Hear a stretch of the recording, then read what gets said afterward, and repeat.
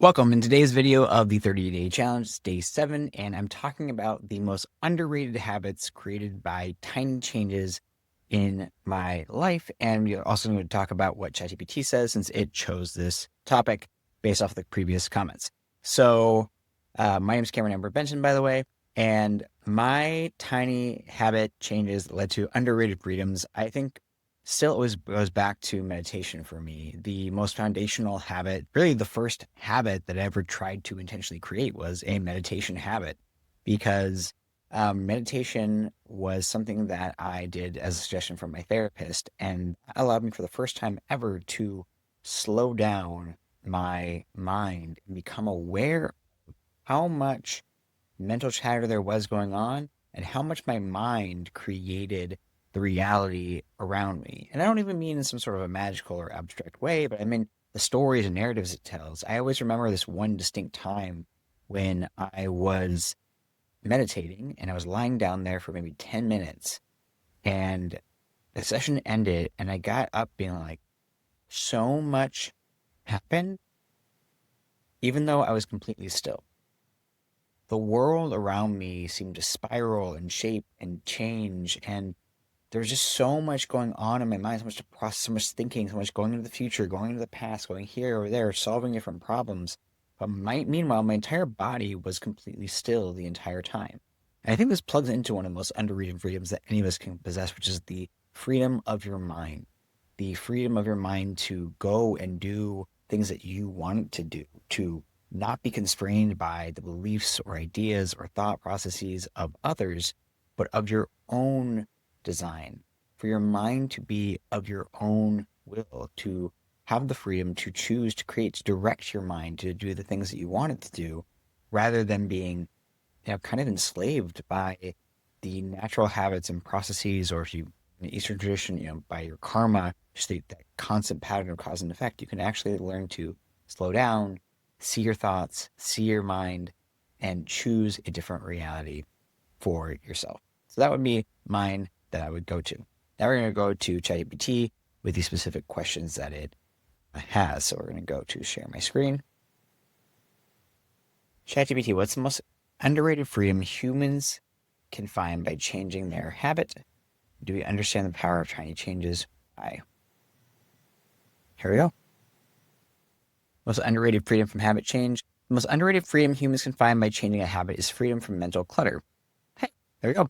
When you change a small habit like choosing not to check your phone for first thing in the morning or practicing a 2-minute breathing exercise, you create a ripple effect of clarity, focus, and emotional control.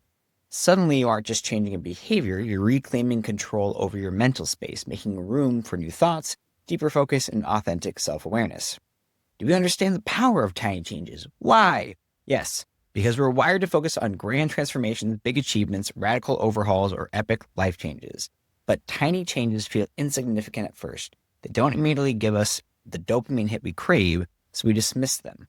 But here's the secret. Tiny changes compound. A 1% improvement each day leads to a 37 times improvement by the end of the year. And because they're so small, tiny changes bypass resistance, building momentum effortlessly until they reshape your entire life. Would you like me to show you how to turn this into a strong, punchy video script for your 30-day challenge? Actually, no, because we do these off the cuff.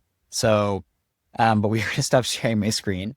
Now we are just going into, I guess, my reflection and take on that last statement. And I just want to fundamentally say that I agree. I think one of the most powerful things that I've done for myself in the last 2 years, because last year was my mantra where last year, my mantra for the year was the mantra baby steps. And I got really influenced by this idea from reading Atomic Habits, which is a book that's absolutely fantastic. I recommend it to every single person.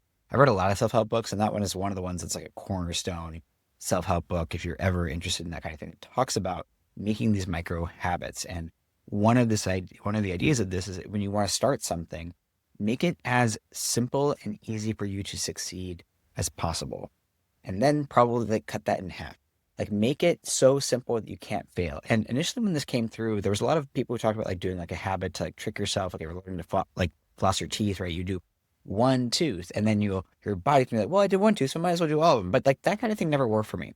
But what worked with me for this was like I actually could just do the very bare minimum. So For example, when I wanted to start going to the gym frequently, my habit that I wanted to reestablish to get myself back in the gym after not being in there for like a little over a month was to simply go to the gym for 30 minutes. And I could do whatever I wanted. I could just sit around and be on my phone for 30 minutes. I could go into the sun. I could stretch. I could work out if I wanted to. But all I had to do was go into the gym 30 minutes, 3 times a day, 3 times a week. And simply going to the gym, just the being of the habit of it, then made that foundational habit much easier to scale up to actually add the workouts to.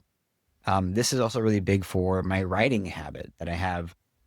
Taking a little bit of a break from it right now, but like when I had to write my book, and I started off initially when trying to write for myself to write, an hour and a half in a day or 2 hours in a day, or like, oh, I'm gonna have this deep writing session.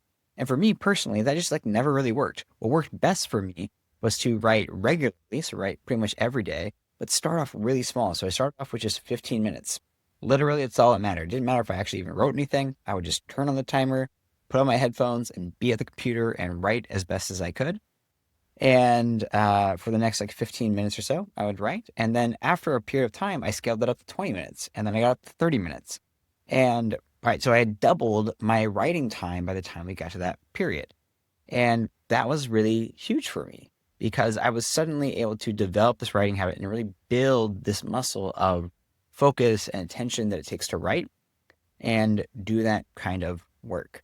Um, so yeah, I mean, I'm kind of, I think, running out of ideas, but I still have a little bit more time. But functionally, I do think that these small, tiny changes can lead to some of the biggest, most impactful things in your life. And if I can give any credence to anything, it's make your goals easier. That's one of the tiniest habits that I've changed over my course of my life in most recent times. Like, give myself goals that I can really easily succeed at.